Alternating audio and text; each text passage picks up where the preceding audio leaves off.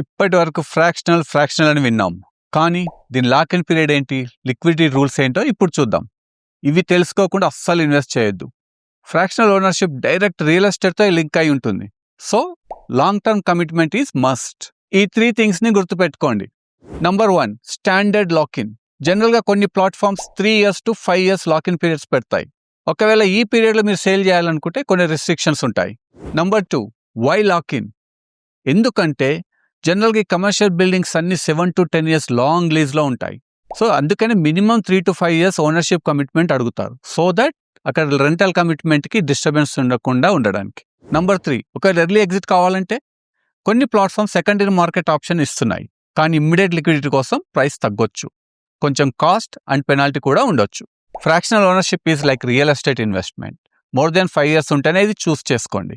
నా అడ్వైస్ ఏంటంటే ఎమర్జెన్సీ ఫండ్స్ని అస్సలు పెట్టొద్దు. ఫ్రాక్షన్ ఇన్వెస్ట్మెంట్ పైన మీకు ఎలాంటి క్వశ్చన్స్ ఉన్నాయి ఇక్కడ కామెంట్ చేయండి.